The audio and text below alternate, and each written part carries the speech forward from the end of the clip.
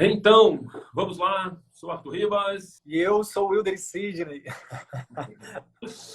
Então, estamos aqui para mais uma live do Círculo Virtuoso da Medicina, né? Nosso grande projeto aqui voltado para ajudar médicos a trilharem carreiras ali de sucesso no atendimento particular e não dependerem de plantões ou de planos de saúde como principal fonte de renda.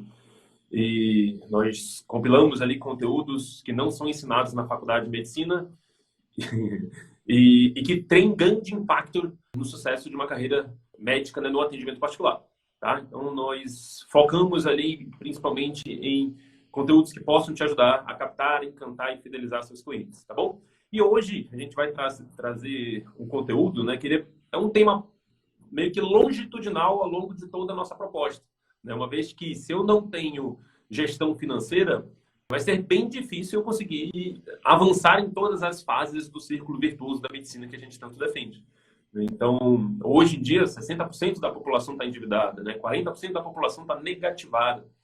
Segundo os dados do Demografia Médica, né? Nos médicos, nós temos grande quantidade dos médicos tem uma renda em torno ali dos seus 15 mil reais, segundo estudos do Demografia Médica.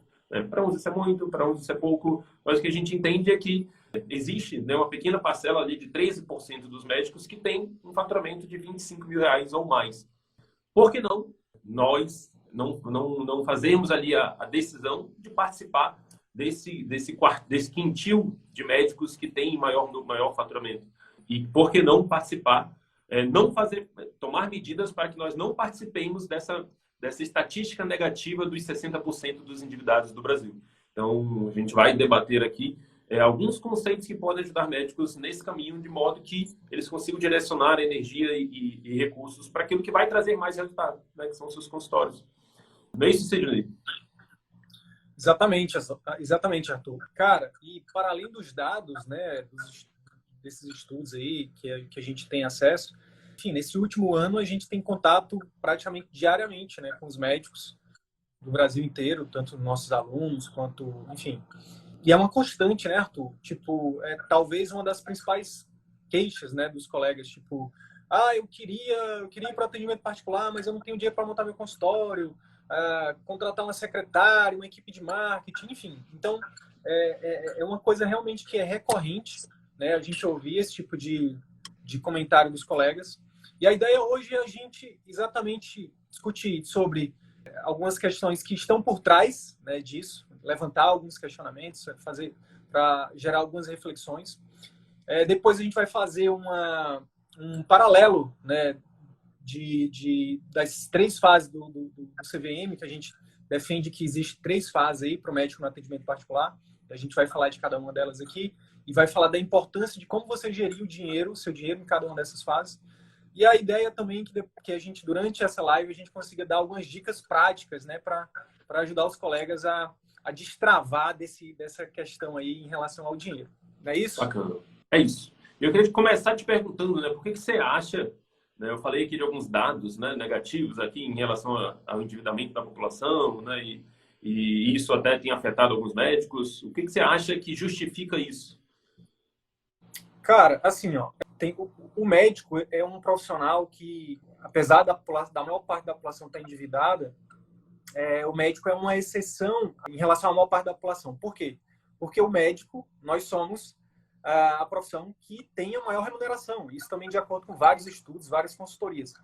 Aí pode ser que alguém esteja pensando, mas o juiz ganha tanto, o empresário ganha tanto. Não, a gente está falando de profissão de profissional liberal, de uma profissão que você termina a faculdade e você monta o seu currículo lá e vai arrumar emprego. Nenhuma outra profissão tem a facilidade de remuneração como o médico tem. É claro que isso tem piorado nos últimos anos. Na minha época, eu escolhi onde trabalhar. Hoje, na tua, eu acho que provavelmente também. Hoje em dia já não é tão fácil assim, porque o número de médicos aumentou muito. Mas o fato é que a gente ganha bem, principalmente quando a gente compara com as outras profissões. Óbvio, quando a gente tem acesso, né, a esses dados e vê que, na verdade, o ganhar bem tem que estar entre aspas. Por quê? Porque ganha-se bem a que custo, né, Arthur? E aí a gente começa a levantar um pouco mais quando é como se a gente aqui no CVM a gente consegue dar um zoom out, né? E encostar mais próximo da vida real do médico, né? Porque a sociedade pinta o médico como ricaço, né? Como uma pessoa que, enfim. E a gente, como a gente está de perto, a gente vê que não é bem assim. Muitas vezes o médico ele tem um carrão, tem um apartamentão, tem um relógio Rolex, mas a que custo, né, cara? Muitas vezes dando plantão ali, dormindo numa maca, dura, a custa de não ver a família, as custas de... Enfim, é um sacrifício muito grande, essa que é a verdade. E uma das coisas também que é recorrente a gente ouvir dos colegas é que é exatamente isso que eu acabei de falar. Cara, eu queria, sei lá, eu queria ir para o atendimento particular. Eu já entendi, pô, os conteúdos de vocês têm me ajudado a ver que o caminho mais adequado hoje para o médico é o atendimento particular. Só que eu não tenho dinheiro. E aí é um paradoxo muito grande, não é? Tipo, por que o cara que está numa profissão que paga-se, que mesmo ele trabalhando muito, ele tem um retorno alto, como é que ele não tem dinheiro? E aí, obviamente, aqui a gente não está aqui para dizer o que é certo e o que é errado, a gente está aqui para compartilhar a nossa visão. E uma das coisas que a gente levanta como questionamento aqui é exatamente a falta de exemplos, né? Uma das habilidades que a formação, não só médica, mas a formação em todas as escolas não ensina é exatamente a como lidar com o dinheiro, né? A gente precisa lidar com o dinheiro todos os dias, basicamente. Mas a gente não tem uma cadeira, uma disciplina, a gente não estuda isso nem na faculdade, nem antes, né? Então, a escola, o mercado de trabalho, a mídia, pelo contrário, a mídia, ela te estimula a gastar, né? O marketing é uma das coisas que tu fala muito, né, Arthur? Que as grandes empresas, elas pagam milhões para especialistas em marketing fazer o marketing delas. E a gente está exposto a isso toda hora, na televisão, na internet, em todos os locais. Então, a falta de exemplo, muitas vezes, em casa, né? Tipo, a maioria não tem o exemplo em casa de uma boa gestão financeira.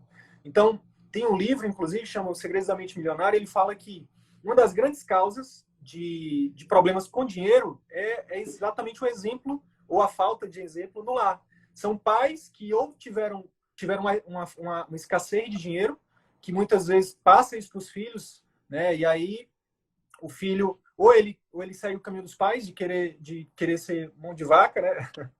De ter medo, ou então o contrário, né? Meu pai não tinha, eu não tinha, agora eu vou gastar tudo. E aí vai para o outro extremo, né? Então, o modelo de dinheiro está muito relacionado com o exemplo no lar, está relacionado com o exemplo na escola, com a falta disso, né? Isso é uma das coisas que a gente levanta, trazido não só da minha cabeça, da nossa cabeça, mas das literaturas que a gente já teve acesso, dos cursos que a gente já fez.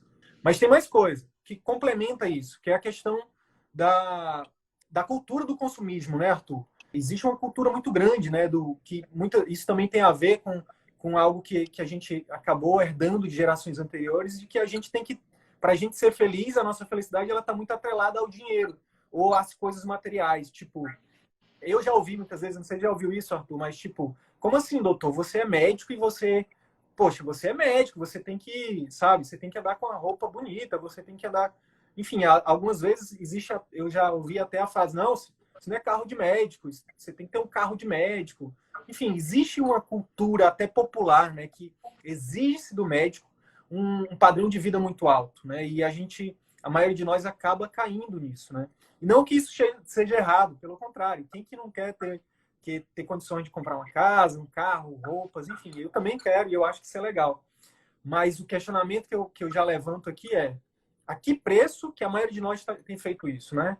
Então, o que a gente está trocando por esses bens, né? A maioria das vezes, os próprios estudos mostram, né? O próprio Demografia mostra, né, Arthur, que para ter um faturamento ali de 16 mil reais, 20 mil reais, a maioria dos médicos, 75% dos médicos, por exemplo, trabalham mais de 40 horas por semana. 13% trabalham cerca de 80 horas por semana, cara. Então, a questão é que a gente levanta aqui é que existem formas e formas, né, de lidar com dinheiro, existem formas e formas de enriquecer, enfim. Então, esses dois pontos. E tem um outro ponto de forma bem mais superficial. Né? Falar de educação financeira daria 200 mil lives. Né? Existem especialistas aí no mercado que falam muito melhor disso do que a gente. Mas uma outra coisa também que eu acho importante é definir prioridades. Muitas vezes, o que eu vejo é que os colegas não têm prioridades bem definidas. Exemplo, recentemente, uma colega entrou em contato e falou, poxa, eu queria tanto fazer o curso de vocês e tal, não sei o quê. Mas, enfim, eu não tô com dinheiro, tô sem dinheiro. E aí você vai lá, entra no Instagram da pessoa, ela tá de lancha, tá numa lancha, tá no carro importado. E aí a gente se pergunta, será que é falta de dinheiro ou será que é falta de prioridade? Porque, de novo, não tem problema nenhum andar de lancha. Quem que não gosta, né? Não tem problema nenhum andar de carro importado, quem que não quer. A questão é você colocar uma prioridade na frente da outra. Eu falo por mim agora.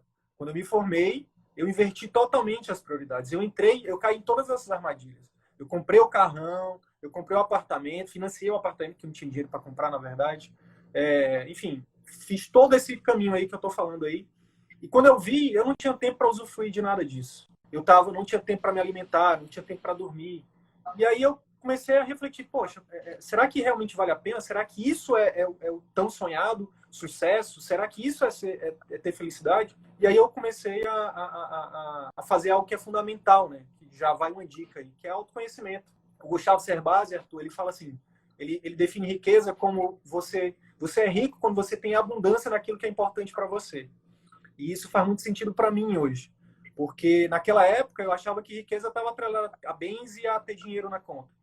E quando eu me vi com 26 anos na época, por exemplo, tendo já desenvolvendo um início de hérnia discal, me sentindo velho porque eu via cansado, meus relacionamentos frágeis, né? Meus amigos viviam reclamando de mim e tal, minha parceira, que agora é minha esposa, reclamava e a gente, enfim.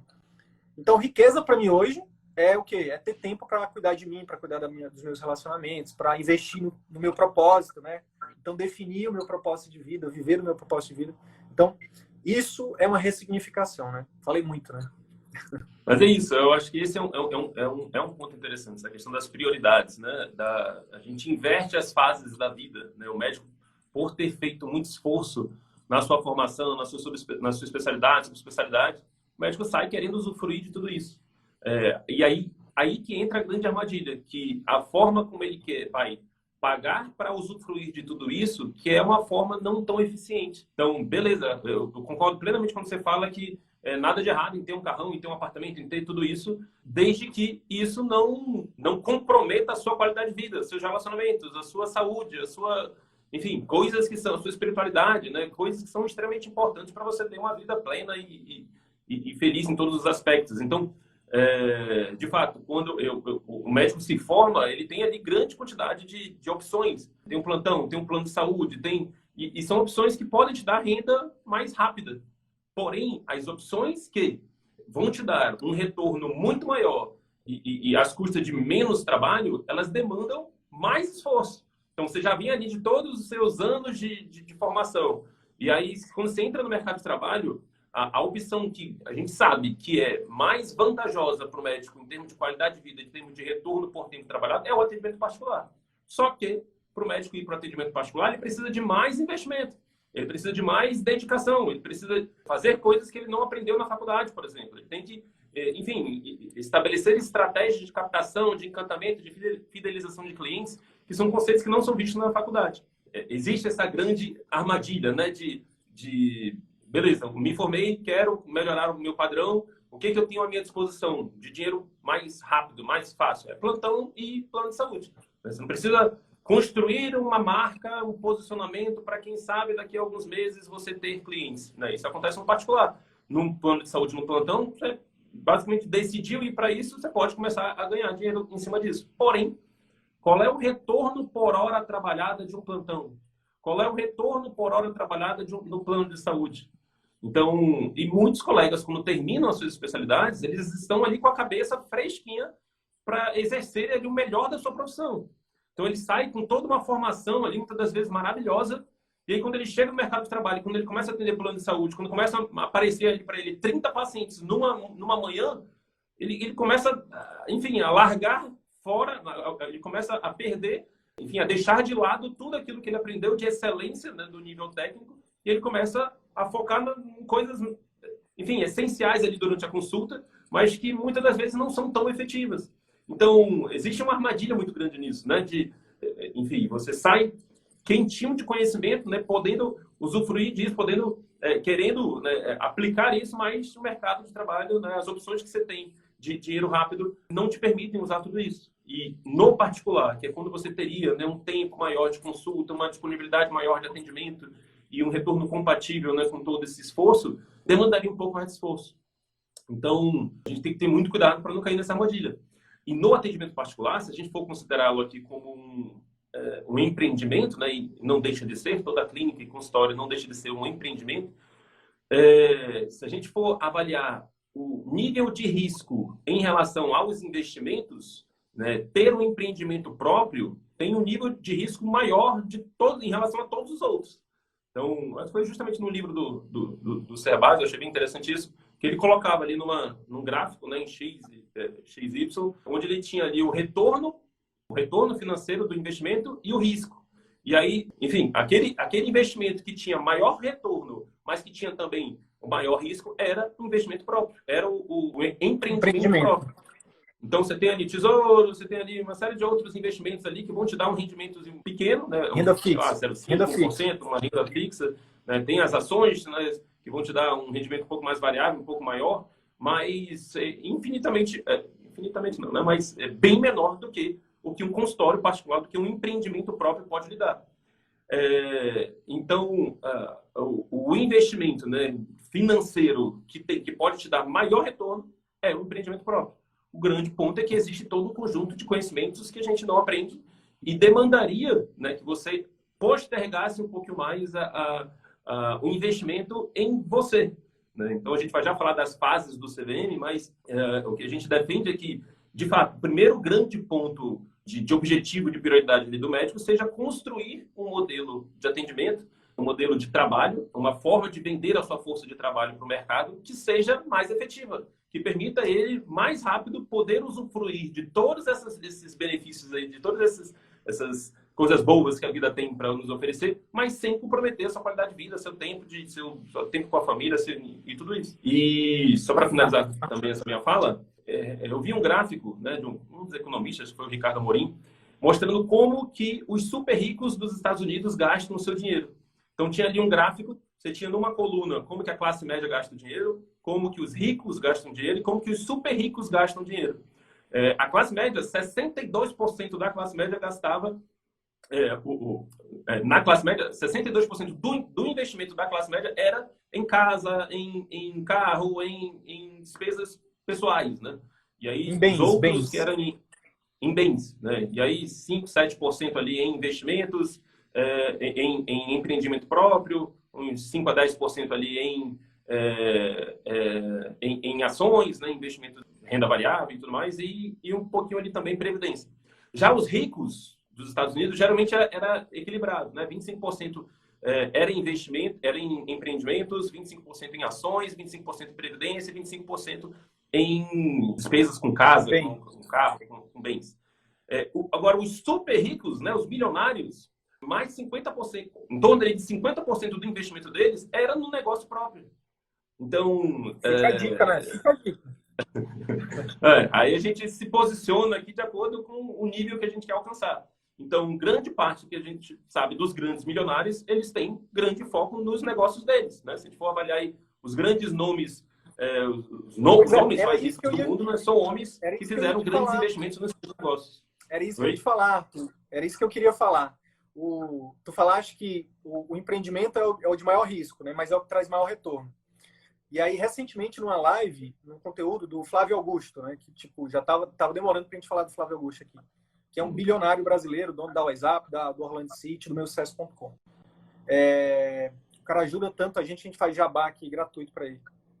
Então, o Flávio Augusto falou o seguinte, cara, hoje, o que é que eu faço com o meu dinheiro? Foi uma live que ele fez com o Thiago Nigro. O que é que eu faço com o meu dinheiro? Cara, eu não invisto em ações, eu não faço investimento financeiro. Por quê? Hoje, meu maior investimento de risco, porque ele tem o que é renda fixa lá, que é seguro, e uma pequena parte ele investe em finanças, mas a grande parte do investimento de risco ele investe nas empresas dele. Por quê? Ele falou assim, cara, para mim, o investimento de menor risco é em empresas. Por quê? Porque eu sei lidar com negócios. Eu aprendi as ferramentas, as habilidades para... Não é à toa que o cara, cada negócio que ele abre, boom, sabe? Tipo... Então, é interessante a gente falar, beleza, é o de maior risco, mas a partir do momento que você aprende a lidar com esse risco, é igual às ações, né, cara? Uma vez que você aprende a investir em ação, aí tá aí o Warren Buffett, o próprio Thiago Nigro aí como exemplo. Né? A questão é, como a gente não sabe, é aquilo que a gente sempre fala, né? A gente tem medo daquilo que a gente desconhece. Como a gente não sabe, a gente tem medo, a gente não arrisca. Então, um comparativo que a gente tem feito aqui, para investir, o investimento que a gente faz na nossa formação tradicional é em torno de 1,5 milhão, quando a gente leva em consideração aí, a gente pega um parâmetro aí, uma faculdade, uma escola particular, com a faculdade particular, com a residência, e aí às vezes demora 20, 25 anos de formação tradicional. E aí esse colega, falando de mim, por exemplo, entra no mercado de trabalho, vai trabalhar com o quê? Vai trabalhar vendendo a sua hora de trabalho a R$30 a consulta. Né? Vendendo um procedimento que salva uma vida, por exemplo, um neurologista aí, endovascular, que vai lá e faz um procedimento e recebe 100, R$200 do SUS. E aí investiu 1,5 milhão, recebe isso. Obviamente, a gente está aqui levando em consideração o retorno tangível, né? Que é o dinheiro. O retorno intangível a gente não discute porque, enfim, é indiscutível isso, né? Mas a questão há um investimento muitas vezes de 1,5 milhão, de cerca de 1 milhão, e aí às vezes a gente chega aqui e fala de uma metodologia que a gente já testou, que é validada, e aí os colegas, poxa, mas um curso online, vocês estão cobrando, sei lá, R$300 por mês, é caro. E a gente fala, o que é caro? Né? O que é caro? Caro é o que a gente já fez para chegar até aqui. Caro é você gastar 1 hora do seu tempo e no final das contas, depois de 4 meses, você receber 30, 40, 50, R$60 que seja numa consulta, sabe? E fazer uma consulta meia boca e não ajudar o seu paciente. Isso é caro, né? Isso é caro. Interessante a gente falar disso, né? A gente tem uma metodologia testada, né, que pode ajudar, e não importa em quanto tempo seja, que seja em 2, 3, 4, 5 anos. A gente tem alunos nossos aí tendo resultado em alguns meses, mas sendo bem conservador, em 2, 3 anos. E aí o colega muitas vezes acha isso caro. A gente está aqui para dizer que o caro é relativo, né? É comparável, o preço é comparável. Mas isso, uma vez que você aprende, é impossível de você desaprender. Uma vez que você aprende a construir um negócio no seu consultório, enfim, a gente, na verdade, né, Arthur, os nossos alunos, eles têm falado, cara, uma vez que a gente aprende isso, abre-se um horizonte, né, cara? Porque é isso. Empreender é isso. Depois que é como se você tirasse uma venda da pessoa, né? Tipo, caramba, eu posso fazer tanta coisa, né? Eu posso investir, sei lá, eu posso investir em educação, posso investir online, posso investir em outros negócios, né? Tem colega nosso aí, pô, o negócio agora é investir em boi, negócio de ações, negócio de investir em boi, sabe? Tipo, então, empreender é libertador, cara, né? Não é à toa que o outro mentor que a gente fala aqui de vez em quando, o Érico Rocha, fala que empreender transforma, porque realmente transforma. Né? Bacana, bacana. E assim, dentro do CVM, né, como nós falamos no início, ninguém aqui tem, não é especialista em finanças, tem outros grandes nomes de finanças, mas nós temos uma metodologia, um direcionamento que nós sugerimos para os médicos nas suas carreiras, né, nas suas carreiras de vida, na verdade, né? Então, a gente defende aqui 3 fases, né, que o médico passe por 3 fases ao longo da sua carreira profissional. Existe uma fase 1, onde a gente defende que se foque completamente, que todas as suas forças sejam voltadas para melhorar a vida do seu cliente, do seu paciente, né? Que você foque todo seu esforço possível e imaginável para proporcionar a melhor experiência possível para o seu paciente. É uma fase que a gente vai já esmiuçar sobre ela, mas não precisa de grandes investimentos, né? Só precisa de você mesmo construir um modelo de atendimento que seja encantador para o seu paciente.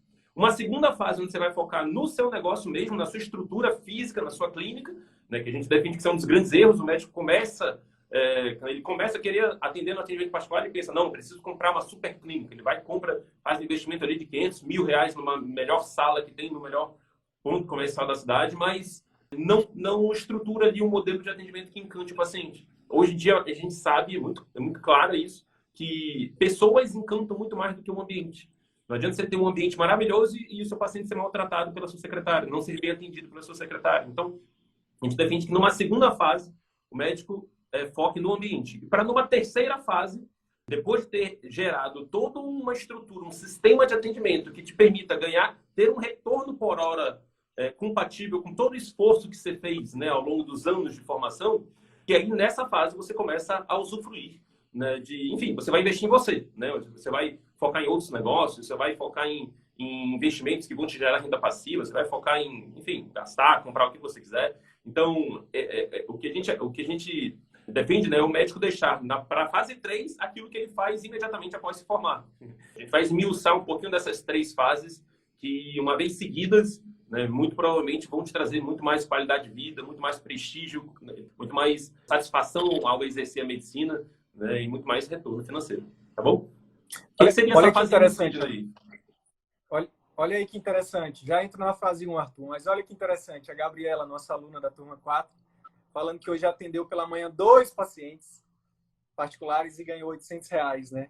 Tenho certeza, Gabriela, que os R$ 800 vão ajudar aí a tua vida pessoal e profissional, mas eu tenho certeza absoluta que o atendimento que você deu para os seus pacientes velhinhos, seus geriátricos, né? Encantou esses pacientes, né? E que você fez o melhor, que a chance de acertar o diagnóstico, a chance de criar um vínculo, a chance desse paciente te indicar, né? Hoje, Arthur, compartilhei contigo, né, o áudio lá da nossa aluna, ela mandou um áudio pra gente da paciente dela. Eu confesso que hoje eu tô sensível, tá? Então, se eu sair do script aqui, me perdoem. Mas essa semana eu recebi alguns áudios dos nossos alunos e é isso, tipo, beleza, a gente quer o dinheiro, a gente quer o que o dinheiro proporciona pra gente, mas todos nós temos algo que o dinheiro não compra, como sonho, né? Todos nós temos um propósito, um sonho, sabe, de fazer mais. Quando a gente fala de medicina, cara, eu penso que isso é mais forte, sabe, Arthur? Eu penso que, beleza, muitos de nós somos estimulados a vir para a medicina para ganhar dinheiro, para mudar de vida, para ajudar a nossa família, beleza. Mas, cara, eu sou romântico, sabe? Eu sou da era romântica, entendeu? Eu penso que, sei lá, que a maioria de nós, se não todos, tem um desejo maior, mais profundo, de querer realmente fazer a diferença na vida das pessoas, sabe, cara? Então, receber um áudio de um paciente, de uma aluna nossa, dizendo que o atendimento foi maravilhoso, que aquilo que ela está fazendo não existe, que ela já foi em muitos tratamentos, que isso ali tinha que ser espalhado. Meu Deus, isso é muito forte, isso é muito poderoso, né? Então, mais do que o dinheiro é consequência. A gente já falou isso várias vezes, né? Você é pago proporcionalmente àquilo que você gera na vida dos seus pacientes, dos seus clientes, né? Então, é por isso que a gente está aqui de novo para reforçar a gente. Não é o dinheiro que tem que ser a prioridade. É o foco no paciente. Aí eu já entro na fase 1. O que é a fase 1? A fase 1 é você estruturar através, se você quiser uma dica, tem um curso aí que chama Ciclo Virtuoso da Medicina, que ensina a como você estruturar um atendimento particular que capte o paciente, que atrai o paciente certo, né? Que encante esse paciente, que fidelize esse paciente. Ou seja, nesse primeiro momento, o seu grande objetivo é: eu preciso estruturar algo que o paciente nunca viu. Eu preciso estruturar algo que esse paciente saia imediatamente da consulta, já mandando um WhatsApp no grupo da família, já postando no Facebook, no Instagram, dizendo: meu Deus, vocês precisam conhecer a doutora, o doutor fulano, a equipe dela, o atendimento, não. É isso que vocês precisam focar. Beleza, Sidney, como é que vocês fazem? Como é que se faz isso? Do ponto de vista financeiro, o que a gente está falando aqui, né? A ideia é falar o que você precisa do ponto de vista financeiro para começar isso. Então, olha só, Arthur, essa semana eu fiz uma consultoria com uma das nossas alunas da turma 4, que hoje é o grande gargalo dela. Ela falou: Sidney, eu tava já fechando contrato de aluguel, eu já estava fechando contrato com arquiteto, e aí veio o Covid. E aí eu quero saber o que é que você me orienta, porque agora eu estou perdido. Eu abro o consultório ou não abro? E aí eu fiz uma perguntinha muito simples para ela. Eu perguntei para ela: colega, você tem um capital de giro para manter seu consultório aberto por 6 meses? Além, a capital de giro, além do capital que você precisa investir para contratar pessoas, para modular o seu local, né, para deixar tudo bonitinho, enfim, para comprar os insumos, você tem isso? Ela falou: não, precisa. Eu falei: precisa. Precisa, não cometa o erro que eu cometi lá atrás, né? De fazer um super investimento, como o Arthur falou, em estrutura, e não, por exemplo, não focar em vendas. Quem é que mantém? É uma outra pergunta muito comum para quem está na fase 1, né, Arthur? Eu posso fazer um empréstimo? Não, a gente não recomenda fazer empréstimo. Pelo contrário, a gente diz o seguinte, que o melhor investimento, o melhor investidor no seu negócio, no seu consultório, é o seu paciente, é o seu cliente. Né? Então, foque em fazer o que a gente falou, em captar, em estruturar, em encantar e fidelizar.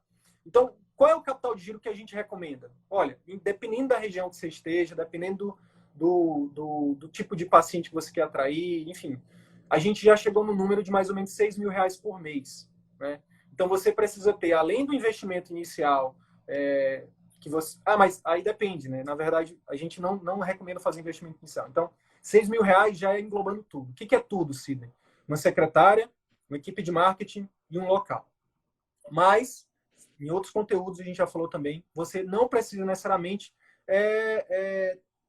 investir os R$2.000, por exemplo, no local. Você pode fazer uma parceria, você pode fazer um networking. Foi o que eu falei para a colega. Eu disse, olha, na sua cidade, tu já procurou os colegas que estão nesse momento de Covid com a clínica parada?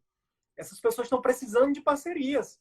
Então, faz uma copyzinha, faz um texto e vai onde essas pessoas estão, né? E vende, né, o teu atendimento para elas. E aí você, por exemplo, ao invés de você pagar um aluguel, você vai pagar uma porcentagem do que entrar. Tenho certeza que se você fizer uma boa copy, você vai conseguir isso. Né? Então, aí a gente diminuiria já para 4.000 por mês.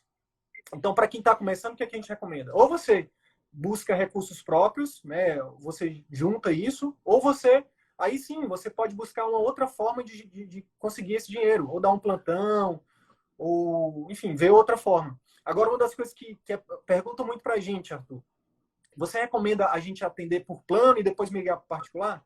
É complicado, pessoal, é complicado, porque muitas vezes você vai atender paciente por plano e aí mistura as rotas do paciente plano com o paciente particular, e aí pode ser complicado, né? Então você pode perder pacientes.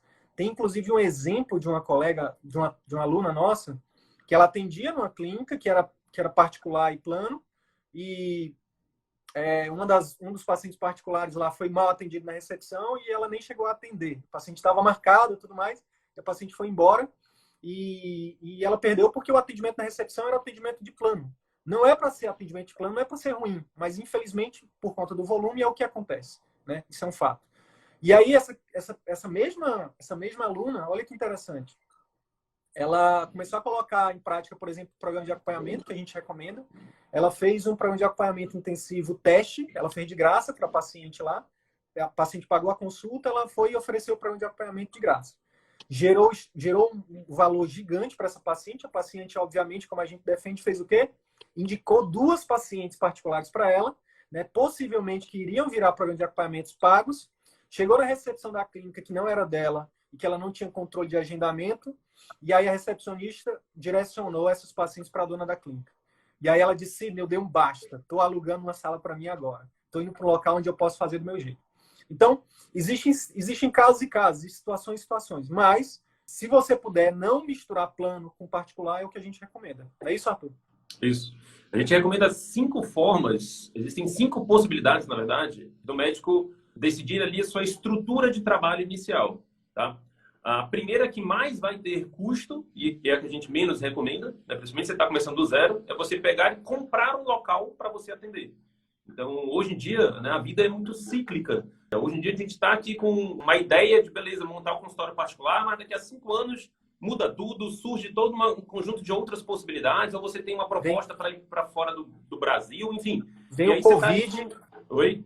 Vem o Covid. Veio o Covid, enfim, aí você está ali com seus 500 mil, 600 mil, 1 milhão investido em tijolo, né? Investido numa estrutura que está parada ali, que vai ficar parada. Então, o investimento em local próprio, hoje em dia, é algo que, enfim, é uma possibilidade. Né? Se você tem ali surgiu ali uma grande oportunidade, alguém está se desfazendo de um local e você vai conseguir comprar aquilo num valor muito abaixo de mercado, ok, pode ser algo a se pensar. E você tem aquele recurso, né, em excesso disponível, ok. Agora, não é a primeira opção que a gente recomenda, né? Existe uma segunda opção, que é você alugar um local e aí ter os custos de colocar, de arrumar aquele local para a sua individualidade, né, para o seu modo de atendimento. É uma segunda opção que geralmente é a mais escolhida, né? As pessoas acabam alugando e aí tem todo um conjunto de investimentos para adaptar aquilo para a sua especialidade. Só que você acaba tendo um custo, nada, vai 50 mil, vai 60 mil, vai 80 mil, vai 100 mil reais, só para você adaptar um local para o seu atendimento. E aí, quando você está no início, onde você ainda não tem paciente particular para, como a gente falou, para financiar, né, o seu próprio empreendimento, isso se torna muito arriscado. Então, por isso que quando a gente fala primeira fase, quando a gente fala primeira fase do CVM, a gente fala que o foco são as pessoas. A estrutura é que, o pensamento é que estrutura mínima eu posso conseguir para que eu possa fazer o melhor atendimento do meu paciente, para que eu possa encantá-lo e atrair uma demanda de pacientes que me permitam construir, e que a partir dessa demanda mais fixa, dessa renda mais fixa de vinda dessa demanda de pacientes crescente, você consiga ir alavancando para a segunda fase, né? Que é a fase 2, que é a fase onde você, de fato, vai construir uma super clínica, vai construir um super ambiente, vai pensar em formas de você melhorar ainda mais o serviço que você oferece. Mas, num primeiro momento, o que a gente recomenda? 3 outras opções. Primeira, coworkings, né, consultórios médicos compartilhados, você alugar um horário específico em um local que te permita fazer um atendimento, um local já pronto, onde você vai ter um investimento mínimo ali de estrutura para atender. Hoje em dia já tem, né, coworkings médicos, né, consultórios médicos compartilhados. Ou as 2 últimas opções, que a gente considera também mais interessantes, é você conversar com colegas, né, que já tem algum tipo de clínica, que já tem uma estrutura, né, já bem estabelecida, e você paga ou por, que nem você pagaria no coworking, ou você paga por percentual. Então, essa última opção, para a gente, é a mais vantajosa de todas, porque você não vai tirar dinheiro do bolso, você vai pagar em cima de percentual. Então, se você atender 10 pacientes, sei lá, você deixa ali 20%, 30% na clínica. Ah, mas eu vou deixar 30% para ele. Pois é, mas imagine se você tivesse alugado um local e investido R$100 mil para deixar aquele local pronto para você atender. Né? O quanto de tempo você não precisaria para ter um retorno sobre esse investimento? Então, o primeiro passo que a gente defende é que, de fato, você foque no cliente, foque no paciente, foque na estrutura de atendimento. Assim, na sua consulta, foque em treinar uma secretária que possa fazer o encantamento desse paciente, foque no pós-consulta. Então, respondendo já porque a dúvida do colega, né, como aplicar se você está numa clínica de outro, você vai focar naquilo que você tem controle. O que você tem controle atendendo numa clínica de outros?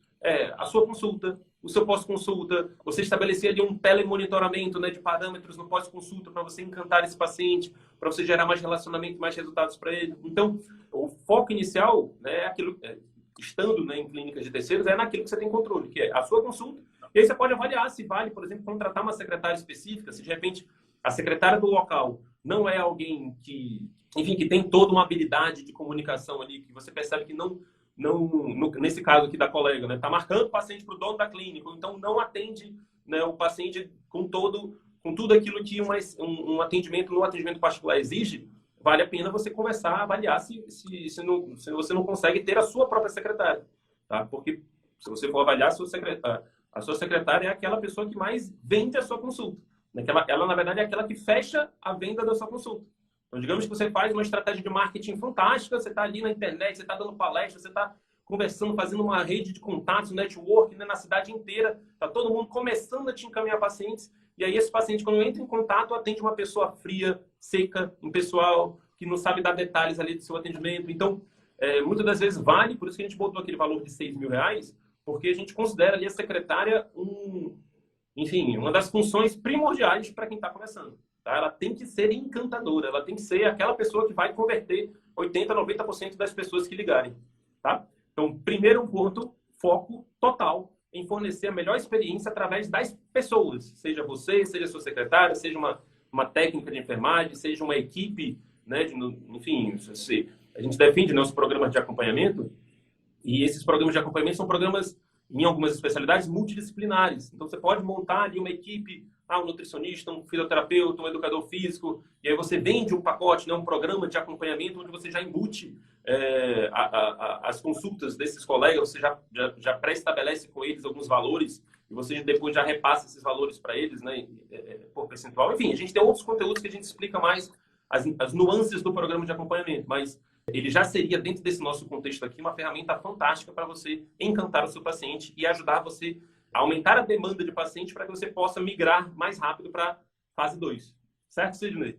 Certo. Eu só queria dar o exemplo, na verdade, retomar o exemplo da colega que eu falei anteriormente, da consultoria, que... Pois é, aí eu falei para ela assim, se você não tem o capital de giro, eu recomendo que você veja uma opção de começar num local de terceiros.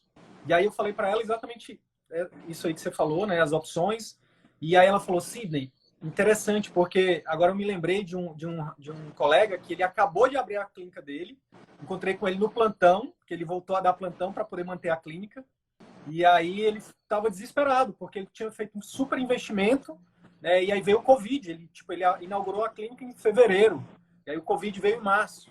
E aí a gente estava no plantão, porque eu voltei a dar plantão também, e aí estava lá todo dia no plantão, para poder manter a clínica. E eu falei, pois é, esse é o tipo de colega que você, fazendo uma boa copy, quando eu falo copy, é você conseguindo vender para ele a ideia de que é interessante para ele dividir os espaços com você e você, obviamente, barganhar ali os horários, valores, fazer do seu jeito, porque eu acho que um dos grandes dores, né, Arthur, de todo médico é querer organizar o cantinho, né, para ser do seu jeito, né, para, enfim, organizar os móveis, ter um lugar para deixar a bolsa, onde, enfim.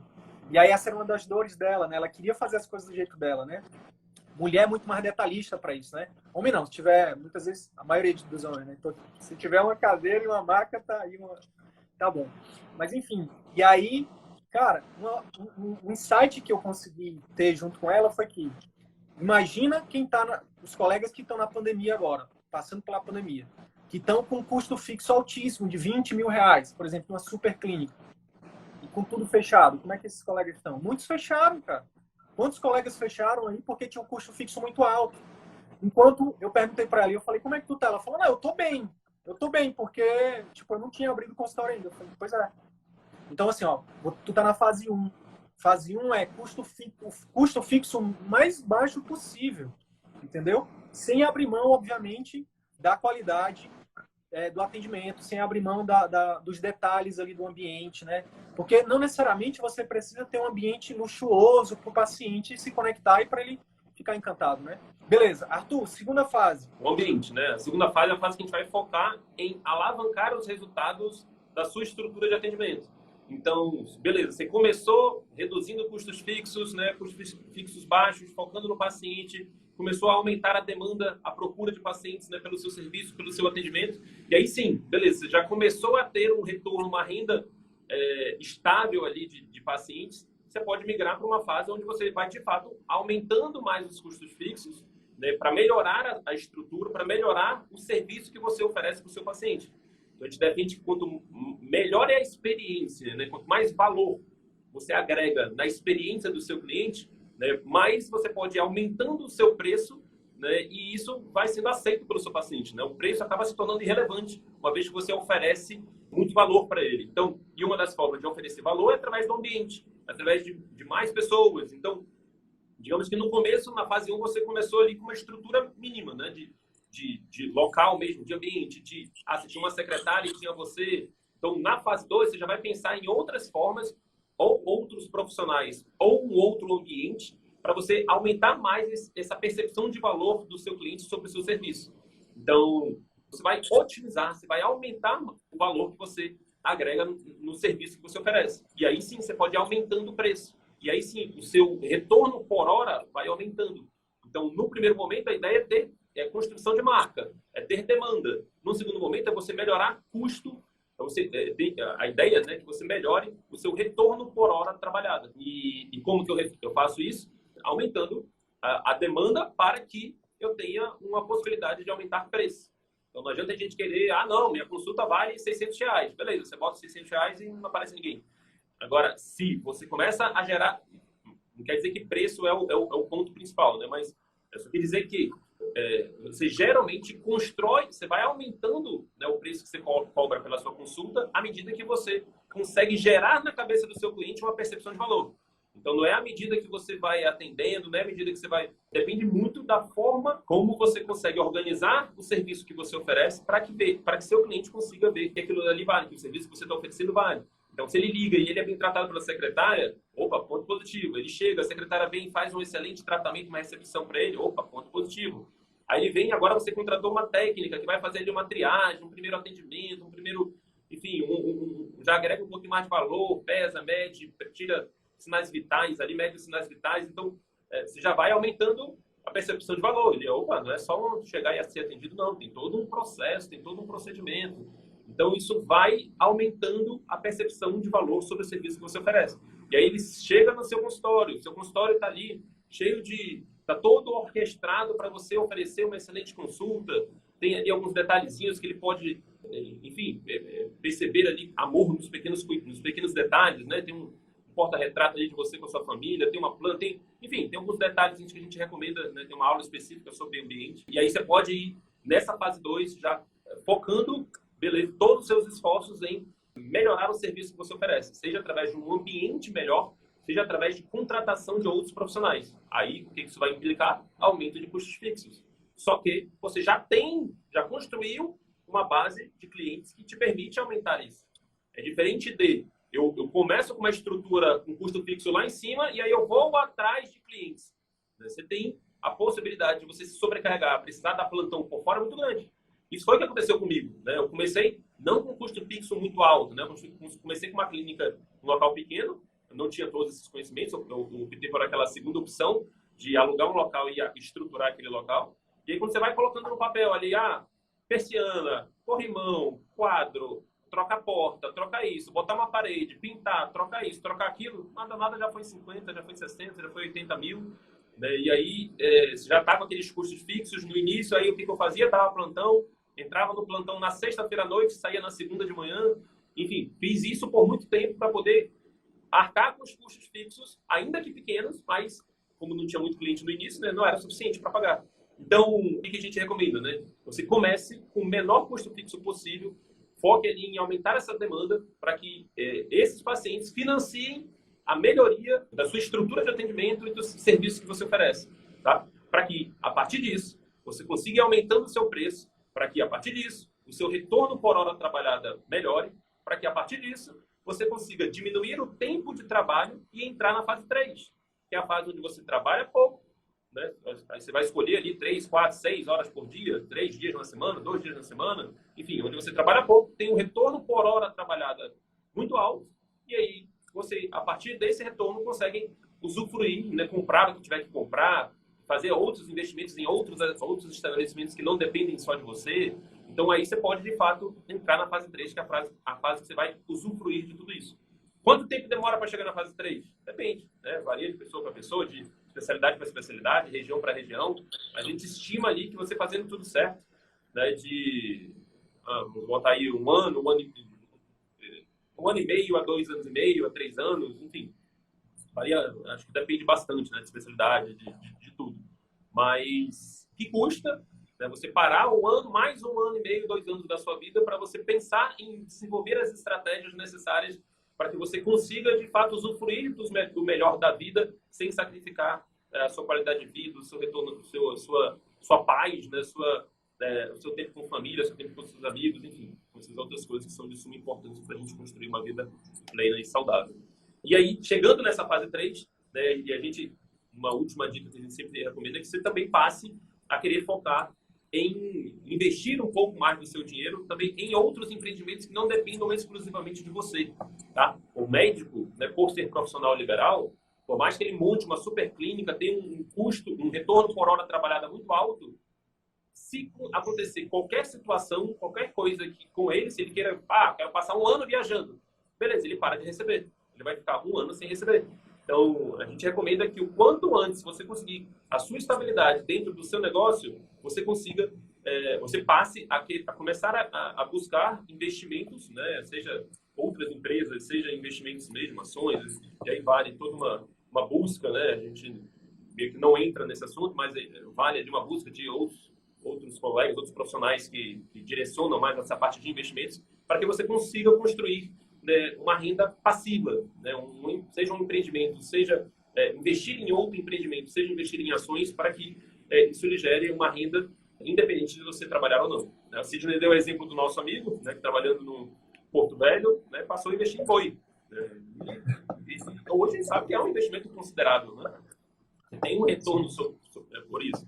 Então ele dava tantos plantões e já dizia, isso daqui vai para o boi, já é um boi a mais. Então, ele está construindo uma renda passiva. Né? Lá na frente ele pode ficar na casa dele, dar um plantão por semana, atender um paciente, fazer uma cirurgia aqui, outra ali, porque ele tem milhões de bois lá que ele pode ir vendendo e isso gerando renda passiva para ele. O grande segredo é isso, diversificar. O grande segredo é diversificar, né, Arthur? Aquela velha máxima, né? Não colocar todos os ovos numa cesta só. Eu só queria dessa questão até quanto tempo demora para chegar na fase 3? 3 anos, né, cara? E aí eu acho que vale um exercício de imaginação aqui, né, com os colegas que estão aí ao vivo, ou quem vai assistir esse vídeo aqui depois, né? Que é o seguinte: a gente demora 6 anos de faculdade, 3 anos em média aí para fazer uma residência, aí depois tem mestrado em alguns momentos, tem fellow, enfim. Vamos botar 10 anos de formação tradicional, 10 anos para a gente trabalhar para os outros, né, cara? Trabalhar para plano, trabalhar para plantão, e aí trabalhar para o INSS, para poder se aposentar com 70 anos, se aposentar, né? Se chegar lá. E aí o massa disso aqui, tudo que a gente fala, né? Não só do CVM, mas, enfim, dessa nova visão, desse novo mundo, né? Como se fosse um novo mundo, né, cara? Um mundo paralelo mesmo. Porque, olha só, cara, se em 3 anos, você que está iniciando a carreira agora, por exemplo, Pedrão, que tem 34 anos, completou semana passada, daqui a 3 anos, o Pedrão tiver com renda passiva, investindo em outros negócios, ele vai estar com 37 anos podendo fazer mini aposentadorias. Tipo, eu vou passar 6 meses, vou fechar o consultório 6 meses, ou vou colocar um colega para atender, para me substituir 6 meses, e vou passar 6 meses viajando o mundo, cara. Ou o outro lado, o Fernandão, lá, nosso colega, nosso aluno lá da Paraíba, que já tem um tempo de estrada aí, não parece, né? Parece ser bem mais jovem, mas tem na casa dos 40, né, Fernandão? Mas já tem um tempo de estrada, né? Alguns anos. E daqui a 3 anos, o Fernando, tenho certeza que esses 2 exemplos que eu estou falando são pessoas que daqui a 3 anos, sendo bem conservador, vão estar usufruindo melhor da vida deles. Vão estar fazendo isso que a gente está falando, investindo em outras coisas, tendo tempo para cuidar da saúde, né? Buscando ali outros projetos pessoais, projetos sociais, né? Tem uma frase que diz assim, que a gente trabalha tanto, que a gente não tem tempo para viver, né? Que a gente não tem tempo para enfim, é uma daquelas 5 frases, né? Tipo, poxa, que a pessoa, quando está perto de morrer, um dos maiores arrependimentos é não ter feito aquilo que eu realmente quis fazer, né? Por quê? Porque a gente passou a vida inteira correndo atrás de dinheiro para pagar conta, para poder ter um padrão de vida que de repente nem era aquilo, sabe? Não era o que fazia tanta diferença, né? Então, dá um passo atrás agora é o que a gente está recomendando, sabe? Pega impulso, dá alguns passos para trás, diminui o teu padrão de vida um pouco, sabe? De repente, começa a analisar os teus custos fixos aí, teus custos variáveis, e eu tenho certeza, não importa para quem está ouvindo isso agora, eu tenho certeza que se você parar e analisar os seus custos fixos e variáveis mensais, você vai achar coisas que você está comprando que você não precisava. Você vai achar investimentos que você não precisa. Então, aí eu lembro da frase lá da Maratona CVM, que foi muito bacana, que foi assim espontânea, que foi: às vezes o seu sonho, ele pode estar na sua garagem parado. Às vezes o seu sonho está lá, como um dia estava no meu. Meu CVM existe hoje porque eu tirei um apartamento que estava lá investido e investi no meu empreendimento. Depois tirei um carro e investi e estou aqui hoje, né? 2 coisas que não precisava. Eu não precisava de um apartamento a mais. Eu só tenho uma família. Tipo, eu não tenho mais de uma família. Eu não tenho outros filhos, outra mulher. Não preciso. Então, não preciso de 2 carros. Eu só sou um, sabe? E aí eu acho que entra um conceito também importante, Arthur, só para a gente finalizar e começar a responder perguntas aqui, que o mundo mudou, né, gente? O Covid veio só para validar isso. A pandemia veio para validar. O mundo mudou. Ele já vinha mudando, né? A gente acompanha alguns colegas futuristas, né, Arthur? Um cara que você gosta muito, que é o Thiago Matos, o próprio Murilo Gun, né, que vem falando: gente, o mundo mudou. E uma das coisas que mudou é que a economia do futuro é a economia compartilhada. Hoje em dia, você ter um carro importado é um custo de oportunidade muito grande, principalmente se você está no início da carreira, sabe? Beleza, se você já está ali com seu 1 milhão guardado, pô, vai lá e compra o teu Audi à vista, que é o que eu vou fazer. Eu só vou comprar o meu BMW, o meu Audi, ou o meu Ferrari, seja lá qual for, se eu comprar, talvez seja um Tesla, quando eu tiver dinheiro para comprar à vista. Porque até lá eu vou andando de Uber e tá bem. E ando no carro da minha esposa e tá tudo certo, sabe? Porque para mim eu tenho outras prioridades. Eu já virei essa chave. Então, ou então, quando eu quiser dirigir um áudio, eu vou ali e alugo o áudio por uma semana. Minutinho final aqui, tá?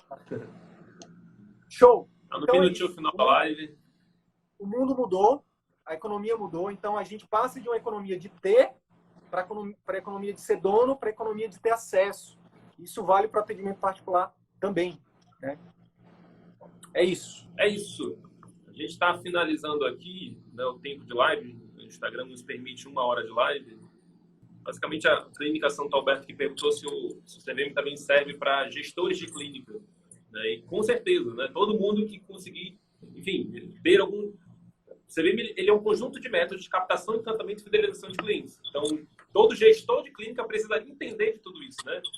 Precisaria desenvolver essas estratégias, focar em desenvolver estratégias que consiga captar mais clientes, encantar esses clientes e fidelizar mais clientes. Então, o CVM também atende isso.